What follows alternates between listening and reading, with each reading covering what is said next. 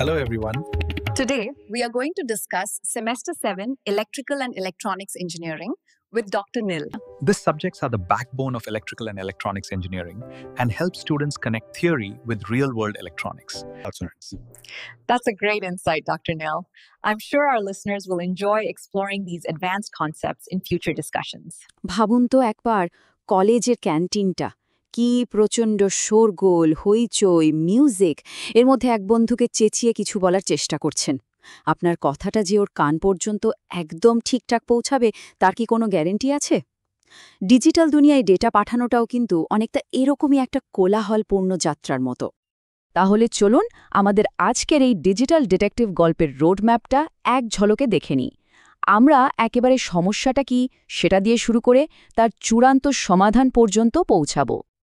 আচ্ছা তাহলে শুরু করা যাক যখন ডেটা এক জায়গা থেকে অন্য জায়গায় যায় সেটা তারের মধ্যে দিয়ে হোক বা হাওয়ায় তখন ইলেকট্রিক্যাল নয়েজ বা অন্য অনেক কারণে ডেটার মধ্যে গণ্ডগোল হয়ে যেতে পারে ডেটা পাল্টে যেতে পারে আর নির্ভরযোগ্য কমিউনিকেশনের জন্য এই ভুলগুলো খুঁজে বের করে ঠিক করাটা ভীষণ জরুরি আসল সমস্যাটা হলো এই বিট ফ্লিপ মানে একটা 1 হঠাৎ করে 0 হয়ে গেল বা একটা 0 পাল্টে 1 হয়ে গেল ভাবুন তো একটা ছোট্ট ভুলও কিন্তু পুরো মেসেজের মানেটাই বদলে দিতে পারে তাই নেটওয়ার্ককে এটা নিশ্চিত করতেই হবে যে ডেটা একদম নির্ভুলভাবে ট্রান্সফার হচ্ছে এই যে ডেটা পাল্টে যাচ্ছে এটা মূলত দুটো উপায় হতে পারে আসুন এই দুই অপরাধীকে চিনে নেওয়া যাক একটা হলো সিঙ্গেল বিট এরর আর অন্যটা হলো বার্স্ট এরর এই স্লাইডটা দেখুন ব্যাপারটা একেবারে পরিষ্কার হয়ে যাবে একদিকে আছে সিঙ্গল বিট এরর যেখানে ডেটার শুধু একটা বিট পাল্টে যায় কিন্তু অন্যদিকে দেখুন বার্স্ট এরর এখানে একসাথে 2 বা তার বেশি বিট পাল্টে যায় আর সত্যি বলতে সিরিয়াল ডেটা কমিউনিকেশনে এই বার্স্ট এররটাই হলো আসল ভিলেন ব্যাপারটা কতটা মারাত্মক এই সংখ্যাটা দেখলেই বোঝা যায় ভাবুন 1 mbps স্পিডে ডেটা যাচ্ছে আর তার মধ্যে মাত্র 1 সেকেন্ডের 100 ভাগের 1 ভাগ এতটুকু সময়ের একটা নয়েজ প্রায় 10,000 বিটকে নষ্ট করে দিতে পারে এটাই হলো বার্স্ট এররের ক্ষমতা তাহলে একটা ছোট্ট প্রশ্ন যখন কোনো ভিডিও স্ট্রিম হয় বা একটা বড় ফাইল পাঠানো হয় তখন কোন ধরনের এররটা হওয়ার চান্স বেশি একদম ঠিক বার্স্ট এরর তাহলে এই সমস্যার সমাধান কি এখানে আসছে আমাদের গোপন অস্ত্র রিডান্ডেন্সি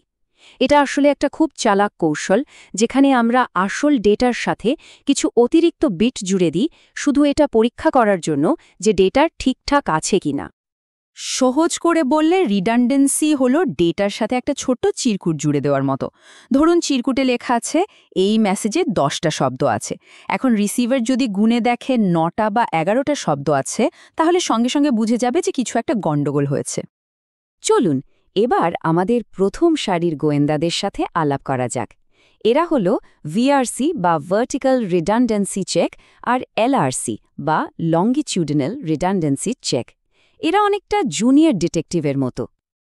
এই টেবিলটা দেখলেই এদের ক্ষমতার দুর্বলতা বোঝা যায় দেখুন ভিআরসি সিঙ্গল বিট এরর ধরতে পারে কিন্তু বার্স্ট এরর ধরতে গিয়ে হোঁচট খায় কারণ ও শুধু বিজোড় সংখ্যার ভুল ধরতে পারে অন্যদিকে এলআরসি আরেকটু বেটার কিন্তু সেও 100% পারফেক্ট নয় তাহলে ভাবার বিষয় হল যে পদ্ধতিটা শুধু বিজোড় সংখ্যার ভুল ধরে সেখানে যদি 2 বা 4টে মানে জোড় সংখ্যার বিট পাল্টে যায় তাহলে কি হবে ঠিক ভুলটা কিন্তু আর ধরাই পড়বে না জুনিয়রদের পর এবার পালা সিনিয়র ইন্সপেক্টরদের মানে আরও শক্তিশালী টেকনিক সিআরসি বা সাইক্লিক রিডান্ডেন্সি চেক এবং চেকসাম এরা অনেক জটিল কেস সামলাতে পারে সিআরসির মূল আইডিয়াটা হলো ডিভিজিবিলিটি বা বিভাজ্যতা এখানে ডেটার সাথে এমন একটা কোড জুড়ে দেয়া হয় যাতে পুরো প্যাকেটটা একটা নির্দিষ্ট সংখ্যা দিয়ে ভাগ করলে কোনো ভাগশেষ না থাকে ব্যাপারটা অনেকটা ইউপিআই ট্রানজ্যাকশনের সময় যে একটা ভ্যালিডেশন কোড জেনারেট হয় ঠিক সেই রকম আর চেকসামের পদ্ধতিটা বেশ সোজাসাপটা প্রথমে ডেটাকে কয়েকটা সমান ভাগে ভাগ করা হয় তারপর সেগুলোকে যোগ করা হয় শেষে যে যোগফলটা পাওয়া গেল সেটার কমপ্লিমেন্ট করে ডেটার সাথে পাঠিয়ে দেওয়া হয় রিসিভারের কাজ হলো পুরো প্রসেসটা উল্টো করে মিলিয়ে দেখা তাহলে একবার মনে করার চেষ্টা করা যাক ডেটা ঠিক আছে কি না সেটা যাচাই করতে সিআরসি কোন গাণিতিক কৌশলটা ব্যবহার করে? একদম বিভাজ্যতা। এতক্ষণ তো আমরা শুধু ভুল ধরা নিয়ে কথা বললাম, কিন্তু ভাবুন তো, যদি এমন কোনো সিস্টেম থাকত যা শুধু ভুল ধরেই না, নিজে থেকেই সেটাকে ঠিকও করে দেয়। আসুন আলাপ করা যাক আমাদের গল্পের সুপারহিরোর সাথে, হ্যামিং কোড।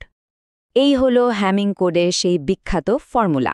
এখানে এম মানে হলো মেইন ডেটা বিট, আর আর হলো রিডান্ডেন্সি বা অতিরিক্ত বিট। সোজা কথায় এই ফর্মুলাটা আমাদের বলে দেয় কতগুলো ডেটা বিটকে সুরক্ষিত করতে ঠিক কতগুলো এক্সট্রা বিট লাগবে। ব্যাপারটা হলো, একটা ভুল ঠিক করার জন্য রিসিভারকে তো জানতে হবে যে ঠিক কোন বিটটাতে গণ্ডগোল হয়েছে। এই ফর্মুলাটা ঠিক ততগুলোই অতিরিক্ত ক্লু বিট তৈরি করতে সাহায্য করে, যাতে ভুলের জায়গাটা একেবারে আঙুল দিয়ে দেখিয়ে দেওয়া যায়। তাহলে শুধু এরার খুঁজে বের করার থেকে এরার ঠিক করে ফেলার সবচেয়ে বড় অ্যাডভান্টেজটা কি? উত্তরটা সহজ, বারবার ডেটা রিট্রান্সমিট করতে বলার ঝামেলা থাকে না, রিসিভার নিজেই সমস্যা মিটিয়ে নিতে পারে। তাহলে আজকের এই আলোচনা থেকে মূল বিষয়টা কি দাঁড়ালো? এটাই যে ডেটা পাঠানোর সময় ভুল হওয়াটা খুব স্বাভাবিক, কিন্তু রিডান্ডেন্সি নামের এক দারুণ কৌশলের সাহায্যে আমরা সেই ভুলগুলো ধরতে পারি। VRC/LRCর মতো সাধারণ পদ্ধতি থেকে শুরু করে CRCর মতো উন্নত কৌশল, আর সবশেষে হ্যামিং কোডের মতো অটোম্যাটিক কারেকশন, এই সব কিছুই আমাদের ডিজিটাল দুনিয়াটাকে এতটা নির্ভরযোগ্য করে তুলেছে। অনলাইন ব্যাংকিং হোক বা বন্ধুর সাথে ভিডিও কল, সব কিছুর পেছনেই রয়েছে এই গার্ডিয়ান অ্যাঞ্জেলরা। আর যারা ভবিষ্যতে টেকনোলজি নিয়ে কাজ করতে চায়, তাদের জন্য এই কনসেপ্টটা বোঝা ভীষণ জরুরি। সবশেষে একটা প্রশ্ন রেখে যায়, আমাদের পৃথিবী যত বেশি কানেক্টেড হচ্ছে, ডেটার স্পিড বাড়ছে, তখন এই ডিজিটাল গোয়েন্দাদের নেক্সট জেনারেশন কেমন হতে পারে? তাদের কাজ কি আরও কঠিন হবে, না আরও সহজ? ভেবে দেখবেন।